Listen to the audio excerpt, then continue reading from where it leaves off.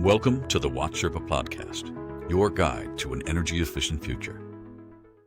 I'm honored to speak today with Sawa Nakagawa, an impact-driven leader with a passion for solving societal and environmental challenges. Ms. Nakagawa has an extensive background driving impact through innovative finance and market-based solutions. She's spent the past 15 years in Sub-Saharan Africa, working from Nairobi to Johannesburg. She is currently executive director of the AlphaMundi Foundation. Prior to joining AlphaMundi, she founded Three Arrows Impact Partner, a specialized advisory firm focused on impact investing, social innovation, and sustainability. Prior to that, she led E2 Investments, an impact investing company, as its inaugural CEO, building the organization from the ground up to create sustainable jobs and to attack poverty. Prior to investing, Ms. Nakagawa worked with Barclays, the World Bank, and UBS. So thank you so much for joining me today. Thank you, Carter, for having me. Really excited for this conversation today. So one of my goals with Watch Sherpa is to inspire young people to pursue careers that drive environmental and social change. Can you share what sparked your interest in sustainability and how your academic or professional journey led you to focus on impact investing and the intersection of social and environmental issues? Sure. Great question. I think that my background is not necessarily social or environmental impact generation. So in a way, I'm an accidental impact investor. I originally became interested in market-based solutions for social change when I was working as investment banking analyst at UBS. So during my time, I was working out of London, but I had the opportunity to work on the privatization and initial public offering of Telkom South Africa, which is a government-owned telecoms company in South Africa. And what was really interesting about this IPO is that part of the government's mandate was to create a equity ownership culture for the South African people. And the government was offering Telkom shares at a discount, particularly specific to historically disadvantaged South African population. And I think this was a very unique structure I found at the time, because I had been working for a very profit-driven investment bank for years. And it was really my first time to see a structure of this kind where a private sector solution is trying to address social challenges. So this, I would say, is a defining moment that really inspired me to shift my career into something that's more impact focused, but still within the private sector market-based solution. Yeah. After that, I left UBS and I joined the International Finance Corporation, which is a private sector arm of the World Bank based in Washington. I joined the Health and Education Department, where the department is responsible for making equity and debt and blended transactions to private healthcare and education companies in emerging markets such as private universities, clinics, hospitals, and I focus primarily on Latin America. And what is unique about the IFC is that triple bottom line mandate. So you need to, for your investments to be approved, you need your financial, social, and environmental impact, which you do as part of the due diligence, your assessment of the transactions, as well as for the investment monitoring. And I've been largely in this sort of triple bottom line space since then, with a focus on impact investing in Africa the last 10 years. Like I said, I think my career is slightly more accidental than potentially intentional. And what may be interesting for your audience is to be open-minded and be prepared to pivot, and especially given how rapidly the world changes. Yeah, I think that's great advice. And I think we've seen that uncommon trajectory into fields that relate to sustainability through a lot of the people that I've interviewed on the site. So I think that advice is definitely super applicable to a lot of people. Now, for our audience, could you define impact investing and just explain its core principles? Sure. I think this is such an important question, because I think until recently, there's been a lot of confusion about what impact investing is about. So I typically use the definition by the Global Impact Investment Network, or the GIN. which is a US New York-based nonprofit organization that's been really advancing that field of impact investing. They actually coined the term impact investing. So this definition that I use is simple, but it really captures the key elements of what makes investing impact investing. So the definition goes, impact investments are investments made with the intention to generate positive, measurable, social, or environmental impact alongside a financial return. And I think this, even though it's one sentence, it really captures the key elements of impact investing. So I would say intention is really important. So you can potentially make social or positive social or environmental impact without an intention. That's the case, that's not impact investing, right? You need to have that intention to generate those impacts. Positive is also key because you can also have negative social or environmental impact, right? Whether it's intentional or unintentional. Measurable is also key. So you need to be able to measure that social and environmental impact that you're intending to create. And there are many metrics that you use, but you need to have that incorporated into your post-investing strategy to make sure that you have selected the correct indicators for the impact that you want to generate and be able to monitor that on a regular basis. And it says social or environmental impact. So some of the investment strategies may focus on just social or just environmental, and other ones focus on both. And the last one that's also critical is alongside. So you need to have a financial return of some sort.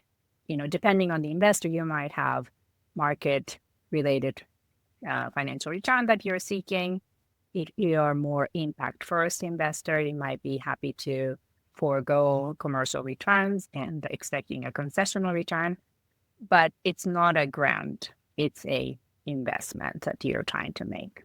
Now, I'd love to talk more specifically about the AlphaMundi Foundation. I know the foundation provides catalytic funding or financing and capacity building support to small and medium-sized enterprises in Africa and Latin America. And I wanted to know how you integrate gender inclusion and environmental sustainability into your broader approach, including impact-linked loans and other financial mechanisms. Sure. So AlphaMundi Foundation has been operational since 2016 to help, as you said, small and medium enterprises, or we call them SMEs, to become financially resilient and for them to contribute to economic transformation across Africa and Latin America. It's really important for us to recognize that even high-impact SMEs operate in a very challenging environment in emerging markets, and they need significant level of support in addition to capital. So for us, integration of gender and environmental aspects is really key because we're trying to promote the creation of a more inclusive and sustainable world. And for this reason, we either focus on gender and environmental aspects separately, or sometimes we operate at the nexus of the two. So social and environmental impact can be in that sort of the selection process. So when we are assessing the SME, if we are wanting to focus specifically on gender mainstreamed businesses, we would look at the ownership of the business, the senior management, the board, employee base, etc. So at that, like the onset of the assessment, or we would also integrate those indicators during our impact measurement and management. So this is after having provided the support to make sure that if there is like a significant delta between the time we selected them versus after the support. And then we will go into it later perhaps, but we also use innovative financial instruments that are linked to impact, in which case we can't disperse without having had the opportunity to collect and review the impact indicators. Maybe I'll give you an example. So one of our programs, which we are managing, is called Daraja Impact, which is supported by the Swiss government. and we support women and youth-focused small and medium enterprises, or SMEs, in Tanzania. And we do that by providing grant funding, social impact incentives, or we call them SINCs. These are milestone-based grants, and then impact-linked loans. So for this specific project, the focus area is women and youth. So this is more social focused. We don't specifically have an environmental impact focus, but at the same time, 75% of our portfolio companies are in the agriculture food sector, that many of the businesses are affected by the impact of climate change, or many of the businesses actually tackling the challenge of climate adaptation through sustainable or regenerative agricultural practices.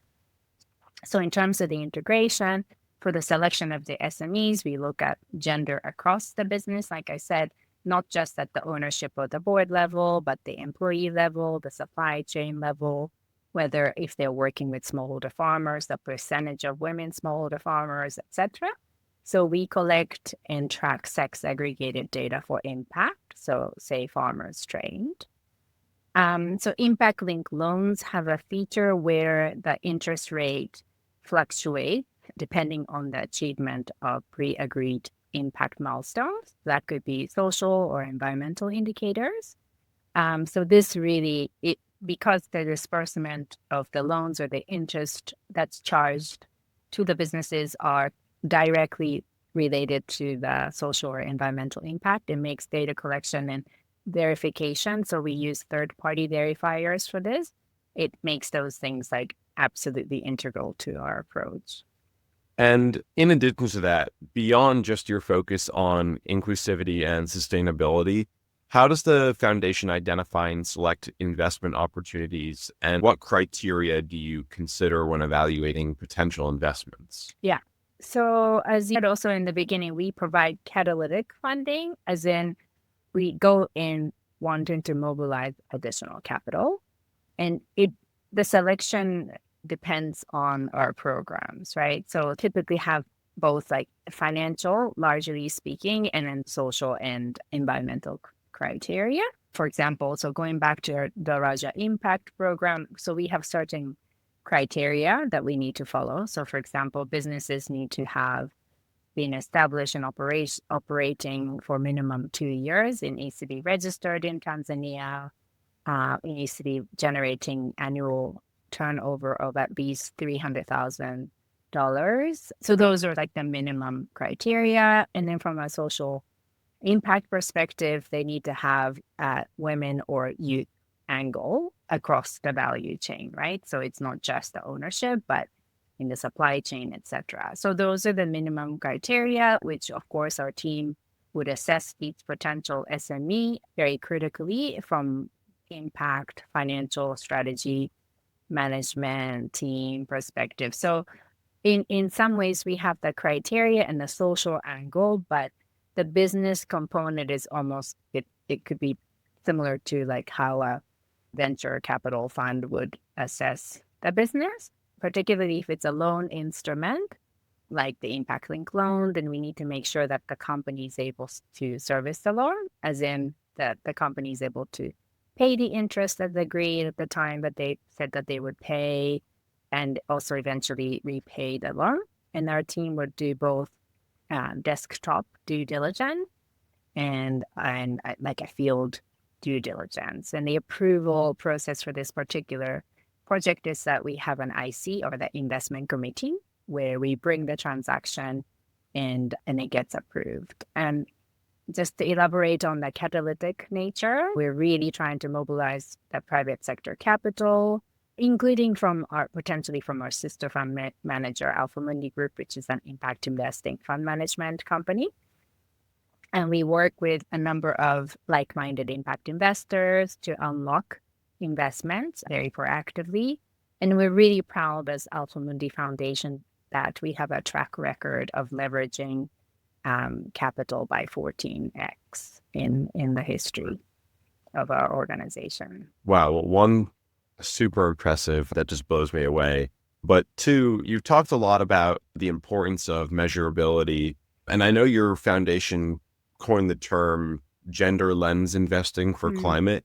Can you explain this approach and just share the metrics you use to assess those social and environmental outcomes? Yeah, thank you. So it really comes from the space where, of course, climate change affects everyone on this planet.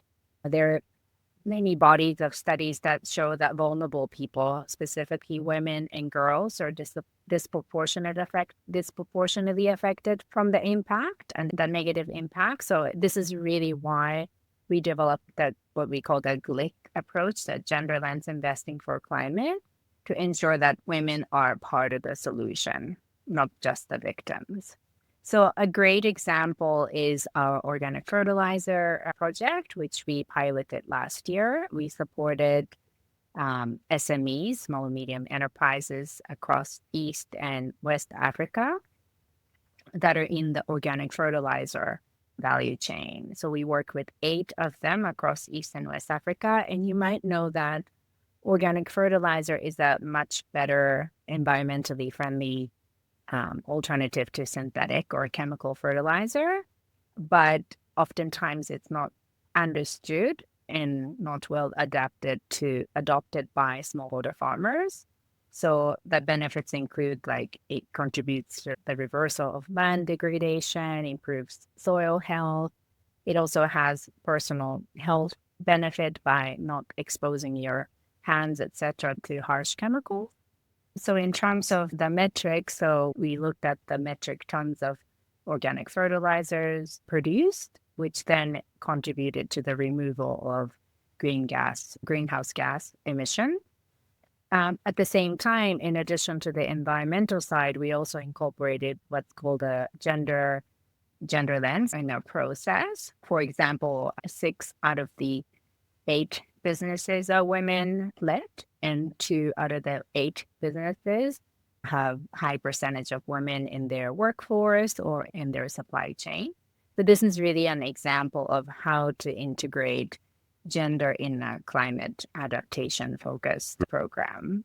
So in terms of the actual indicators, we track both climate and gender impact. And typically we collect, again, sex disaggregated data if you're measuring any employees, smallholder farmers trained to make sure that women are well represented.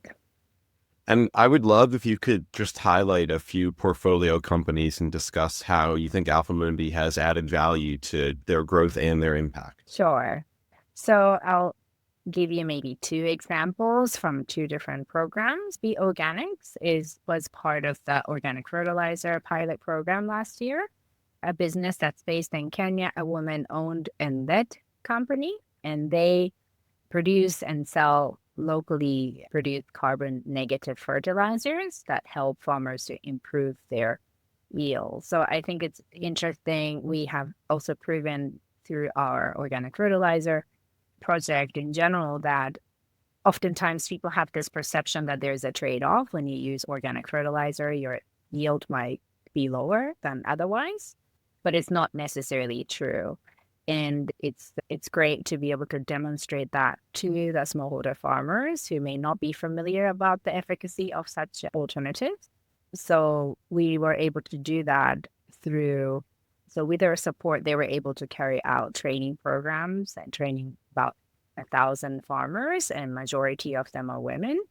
At the same time, they were also able to increase their production capacity, purchasing equipment such as a grinder for their fertilizer production, and also started producing a new kind of fertilizer, which is pelletized. So that's Safi Organics. From our Daraja Impact portfolio, again, this is specific to Tanzania. Kazi Yetu is one of our portfolio companies. It's a majority women-owned social enterprise specializing in the production and distribution of premium artisanal teas, herbs, and spices in Tanzania. You can also get them, I think, in the US, so please look for them. So through the Daraja program, we're providing Kazi Yetu with a SINC, the social impact incentive. How that works is essentially it's a grant funding, but it's only dispersed when the business achieved certain kinds of milestones. And it really tries to basically incentivize the business to align with their impact and create more social or environmental impact. So through this instrument, we are really helping their mission to empower smallholder farmers, particularly women, contributing to farmer education on organic and regenerative agriculture practices, creating a stable market access through sustainable tea and herb sourcing practices. And then on top of that, we will also be providing bespoke additional technical assistance support to the company. Both those companies are so impressive, and it's amazing that you've been able to help them out and provide that support. At Watch Sherpa, we aim to educate consumers in the US about the financial benefits of adopting greener technologies, often with the help of subsidies. And I was wondering if your portfolio companies in Africa and Latin America are able to provide similar value to consumers. Are there government programs or incentives in place that encourage the adoption of green technologies in these regions? Yeah, it's such an interesting question. There are some countries with incentives, but also there are perverse incentives. So maybe I'll start with the perverse one since we're talking about the organic fertilizer program. So one of the reasons why it's very challenging for local organic fertilizer SMEs to produce and compete against chemical fertilizers in Kenya, for example, is that the chemical fertilizers are subsidized by the government.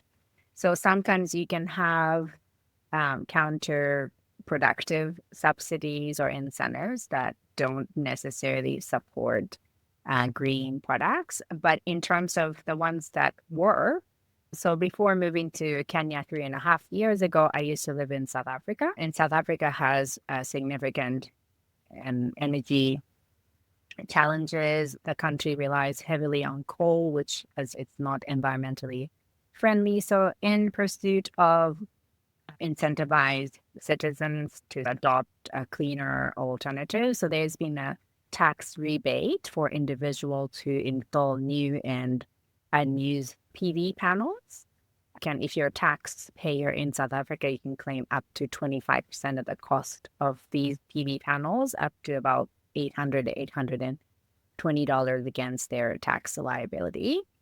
In addition to that, the state-owned electricity company Eskom also had what's called a solar water heating rebate program to promote the purchasing of solar water geysers versus the electric ones.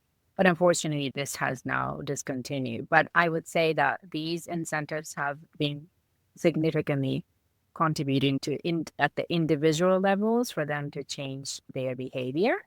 In Kenya, this is not an incentive, but perhaps a very interesting example of a progressive law is that the government introduced a law against single-use plastic bags in 2017, which is, I would say, is a fairly progressive law. And on top of that, in 2020, the government introduced an additional ban on single-use plastic beyond bags. So like that could be like plastic bottles, etc., in specific protected areas like the national parks, the forest, beaches, marine parks. Unfortunately, it's not entirely perfectly enforced, but I think it has certainly helped to change the mindset and behavior of the consumers. I find it strange when I travel to other countries and people are using plastic bags in shopping centers and in grocery stores because almost everyone has gotten used to bringing in your own bag. There's not even an option to buy a plastic bag because they're not allowed to sell them. So I think it does help at the government level to have these either incentives or laws to change people's behavior. Yeah, it's great to hear so much progress is being made. And in the US, we also have our fair share of both positive and negative incentives put in place. I remain optimistic for the future, and hopefully we can continue the trend of implementing positive laws or incentives. Now, I'd love to shift gears and talk about you a little bit. I know your diverse background, being born in Japan, educated at Columbia in international affairs and business administration, and working all over the globe gives you a very unique perspective. And I'd love to know, what lessons have you learned about implementing impact strategies across different geographies, and how can the global community collaborate to tackle climate change and inequality? Thank you for that question. I think I still have a lot to learn, but one of the key lessons is to really appreciate the differences across different countries, regions. Even within Kenya, it has many counties with different religions, cultures, etc. I think sometimes people are really quick to assume that like a solution that has worked really well in one place, whether it's a country or otherwise, to assume that works perfectly as it is and can be translated in another place. And of course, there are technologies that can be hugely beneficial in other parts of the world, but I think we just need to remain humble and to be able to listen and learn about what is really happening in each place, and not to have a preconceived idea or assumptions of what should work or what could work, because every place has its unique challenges, and it doesn't mean just that solution comes and things automatically drastically be positive. And in terms of your second question, I think that the global community, particularly in the global north, can definitely step up the game in supporting the emerging markets, because typically many of the countries, they don't have enough resources and they really struggle from various challenges, including the negative impact of climate change. And here in Africa, frankly, they're not entirely responsible for what we're experiencing today. And AlphaMundi Foundation, we're really excited to introduce a new program for Kenyan climate entrepreneurs this year. It's a mentorship program to be for the mentors both in Japan and the United States to support Kenyan climate entrepreneurs. And given what's been happening the last few weeks, really feeling the international development field experiencing unprecedented level of crisis, it feels really important and timely to be able to rally up support. So we're really excited about that. Yeah, I think that's a great lesson, whether it's physical, geographical differences or just cultural and social differences. I think it's really important to get that kind of global and international perspective so that you do know how to approach different situations or different people, different countries, and adapt or create new solutions for this crisis. So that's great. In addition, from your perspective as an investor, what roles do you think governments, large enterprises, or small businesses, down to individuals, play in supporting and scaling impact investing initiatives? Yeah, I think each actor plays such an important role in different unique ways in the field of impact investing. I think if I look at the role of the government, it's, of course, they play such a critical role in creating an enabling environment for businesses, high impact businesses, to flourish, and also provide, I think, particularly in the case of emerging markets, to provide assurance and comfort for the investors that are willing to invest in these countries, that their investments are protected, that suddenly it's not going to be taken away, that they are able to bring the capital back to their own country without high risk. I think so. From a regulatory and enabling environmental perspective, I think that governments play a critical role. In terms of the large corporations, I think I see a lot of opportunity for corporations to, either through CSI or otherwise, supporting high impact businesses by procuring services from those high impact entrepreneurs. And I know that many corporations also help to set up incubator programs, entrepreneurship support programs in their own value chain. From the SME perspective, of course, they are the ones that are driving that change through their businesses. And then I think individuals, of course, are really critical to either become investors themselves as angel investors, or individuals at the end of the day, they're the entrepreneurs. They might start up businesses that create impact, environmental or social, at the core of their businesses. And I think one other thing that's really important is that in emerging market perspective, I think skill shortage, unfortunately, is a critical issue.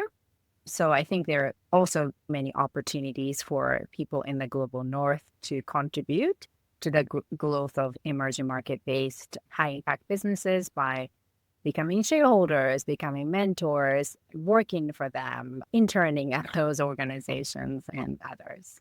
Yeah, I think it's great to hear your perspective on that because truly at each level, there's responsibility and things that people need to be doing in order to combat climate change and help with your cause. So it's great to hear that.